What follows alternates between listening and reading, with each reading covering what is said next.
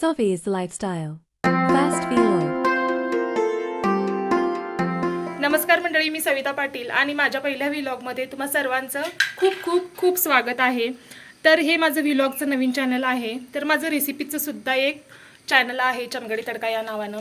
आणि आजपासून मी माझे हे व्लॉगचं सुद्धा चॅनल ओपन केलेलं आहे. प्लीज सपोर्ट करा, माझ्या चॅनलला शेअरसुद्धा करा, लाईक करा आणि सबस्क्राईबसुद्धा करा. तुमच्या सपोर्टची खरंच गरज आहे. तर रेसिपीचं चॅनल तर चालूच आहे, पण म्हटलं व्लॉगचं सुद्धा चॅनल आजपासून चालू करूया.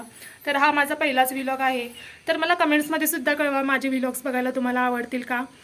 तर पहिल्यांदा माझं इंट्रोडक्शन देते. मी सविता विवेक पाटील. तर सध्या गृहिणीच आहे. तर माझी लाडूबाई 3 वर्षाची आहे, तर तिच्याकडे सुद्धा लक्ष द्यावं लागतं. त्याच्यामुळे सध्या गृहिणी प्लस आई या 2 भूमिका मी पार पडते. त्याबरोबर माझं जे रेसिपीचं छोटंसं चॅनल आहे ते सुद्धा चालवते. म्हणजे ते व्हिडिओ काढणं, एडिट करणं आणि यूट्यूबवरती अपलोड करणं, ते सुद्धा मी जसं मला वेळ मिळेल तसं चालवते. आजपासून हे व्लॉगचं सुद्धा चॅनल मी ओपन केलेलं आहे. तर आज माझा हा पहिलाच व्लॉग आहे आणि आज आहे रविवार. तर आज रविवार म्हणजे सुट्टीचा दिवस आणि आम्ही आज चाललो आहे आमच्या गावी म्हणजे मुंगुर्डीला. तर आम्ही गडिंग्लजला राहतो आणि आज आम्ही सुट्टी असल्यामुळे मुंगुर्डीला जाऊन येणार आहे. तर गावचं घर बंदच असतं कारण आई बाबासुद्धा मुंबईला आहेत आणि आम्ही इकडं असतो. तर आता एक 2-3 महिने गावचं घर बंद आहे, पण 15-20 दिवसातून मिस्टरांची एक फेरी असते. आम्ही 2 महिने झाले गेलोच नाही आहे. आज आम्ही तिघं पण म्हणजे शांभवी, मी आणि मिस्टर तिघे पण गावी चाललो आहे. तर बरेच दिवस झाले आम्हाला गावी जाऊन, त्याच्यामुळे आज आम्ही चाललो आहे गावी. तर आम्ही गावी जाणार म्हटल्यावर लाडूबाई तर सकाळी लवकर उठली, लवकर आंघोळ केली, पण हा भांड्यांचा पसारा काही ती सोडत नाही. मग काय गावी जायचंय म्हणून लवकरच नाश्ता केलेला, नाश्त्याला पोहे बनवले. त्याच्यानंतर आमची छोटी लाडूबाई काय पोहे खात नव्हती, म्हणून तिच्यासाठी तूप लावून एक 2-3 ब्रेड भाजले. तर नाश्ता सुद्धा आम्ही पटकन केला कारण गावी पटकन जाऊन पटकन यायचं होतं. तिला पोहे खाणार काय म्हटल्यानंतर नाही म्हणाली. मग काय आम्ही दोघांनी नाश्ता केला आणि लाडूबाईला मम्माच्या हातूनच ब्रेड खायचे होते. का नाही खाणार? तर मी मगाशीच व्हिडिओमध्ये व्लॉग हा शब्द वापरलेला आणि तो तिने ऐकलेला. तर ब्रेड खाता खाता तिला आठवलं आणि ती पहा मला कशी विचारत होती.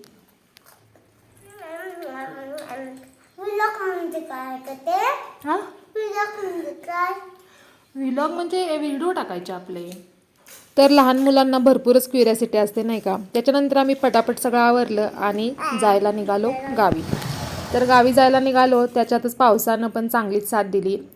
तर ढगाळ वातावरण होतं पण पाऊस असा काही पडला नाही. तर काय जाता जाता काय पेट्रोल पंपाची भेट तर आमची होतेच. पेट्रोल टाकलं आणि मग लागलो आमच्या गावच्या रस्त्याला. आणि पाहू शकताय पावसामुळे अगदी सुंदर असं हिरवंगार वातावरण झालेलं आहे. आणि आमच्या चिवताईची बडबड काय गाडीवरती बसली तरी संपत नाही. मग काय असंच पुढं पुढं गेलो. त्याच्यानंतर लागली हिरण्यकेशी नदी. पाहू शकताय ती सुद्धा तुडुंब भरलेली आहे आणि आजूबाजूला सुद्धा छान हिरवंगार असं वातावरण आहे. तर हे आजूबाजूचं छान हिरवंगार वातावरण पाहून मनाला अगदी प्रसन्न वाटलं. कारण बरेच दिवस घरातून म्हणजे बाजारला किंवा मार्केटमध्ये जात होतो, पण असं बाहेर हिरव्यागार वातावरणात आलो नव्हतो, त्याच्यामुळे खूप छान वाटलं. तर आमच्या गावाला जायला 2 व्हीलरवरून अर्धा ते पाऊण तास तरी लागतो. मग काय ह्या वातावरणाचा छान आस्वाद घेत आम्ही गावी निघालो. तर हा आहे बेरडवाडीचा डोंगर. त्याच्यानंतर हा डोंगर झाल्यानंतर तर तिला आवडते जायला? आवडते काय मुंगुर्डीला जायला?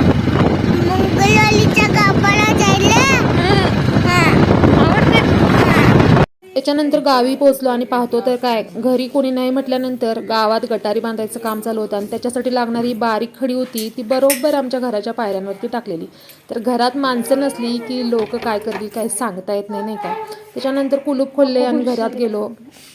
आमच्या चिवताईला सोप्यावर बसायचं होतं पण त्याच्यावरती बुरशी आलेली. घर बंद असल्यामुळे भरपूर घाण होतं घर. त्याच्यानंतर हे आहे देवघर आणि त्याच्यानंतर आहे बेडरूम. आता ह्या 3 खोल्या काही जास्त घाण होत नाहीत, पण किचन खूपच घाण होतं. ती कौला असल्यामुळे भरपूरच घाण किचनमध्ये पडलेली असते. तर पाहू शकताय कौलांच्या खाली सुद्धा जाळ्या पकडलेल्या आहेत. तिथं किचन कट्ट्याला सुद्धा बुरशी आलेली आहे आणि सगळीकडे धूळच धूळ साचलेली होती. आणि वरती कौलांच्या इथे तर भरपूर असं कोळी किड्यांनी जाळ्या पकडलेल्या होत्या.